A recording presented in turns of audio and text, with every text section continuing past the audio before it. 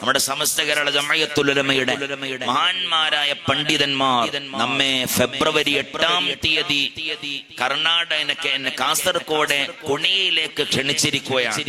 മഹാന്മാരായ സയ്യിദന്മാർ ആഞ്ഞടിക്കുന്ന കൊടുങ്കാറ്റിനും വീശിയടിക്കുന്ന കൊടുങ്കാറ്റിനും ആർത്തട്ടഹസിച്ച് വരുന്ന തിരമാലകൾക്കും തകർക്കാൻ കഴിയാത്ത പണ്ഡിത സഭ സമസ്ത കേരള ജംഇയ്യത്തുൽ ഉലമ.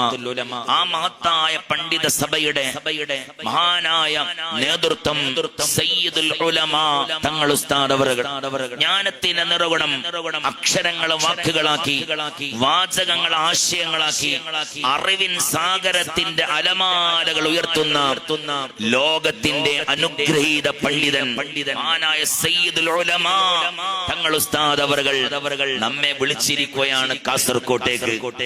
അന്ന് ഇവിടെ ഒരാൾ ഇരിക്കരുത്. ഇൻഷാ അല്ലാഹ് പറയ്, എല്ലാവരും അതിൽ പങ്കെടുക്കണം.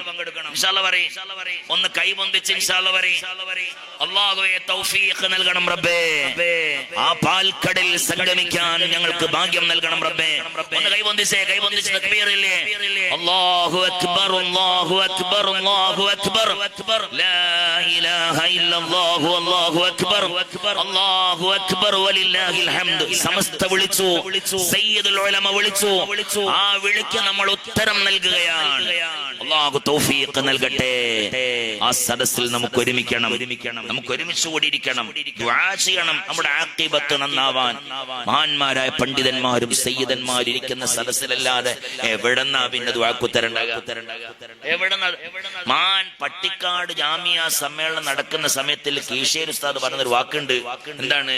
ഇന്ന് ഇവിടെ പരിപാടിയൊന്നുമില്ല, ഇന്ന് പട്ടിക്കാട്ടൊക്കെ പോയിക്കോളണം. അവിടെ സമസ്തയിലെ മഹാന്മാരായ പണ്ഡിതന്മാരും മഹാന്മാരായ തങ്ങന്മാരും മഹാന്മാരായ സ്വാലിഹ്യങ്ങളൊക്കെ ഇരിക്കുന്നുണ്ട്. അവരുടെ അരികിൽ പോയി നിങ്ങളും ഇരുന്നോളൂ. അതാണ് ഏറ്റവും പ്രധാനപ്പെട്ട സദസ്സ്. കുണിയയിൽ പോയൊക്കെ ഫെബ്രുവരി 8-ന്റെ അന്ന് ആ സദസ്സിലെ ഇപ്പം തന്നെ ഒന്ന് നോക്കി ഇങ്ങനെ വിട്ടെന്ന് നോക്കി നോക്കിയാണ് ആ സദസ്സ്.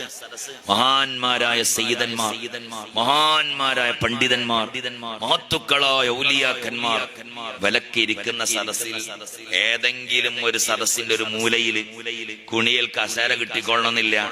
ചിലപ്പോ പേപ്പറായിട്ട് പോണ്ടിരും. അവിടെ കുത്തിയിരുന്നിട്ട് പഠിച്ചോൻ എന്റെ ആഖിബത്ത് നന്നാക്കി തരണേ എന്നത് വരക്കാൻ കഴിഞ്ഞ പഠിച്ചോൻ സ്വീകരിക്കട്ടെ. ആമീൻ.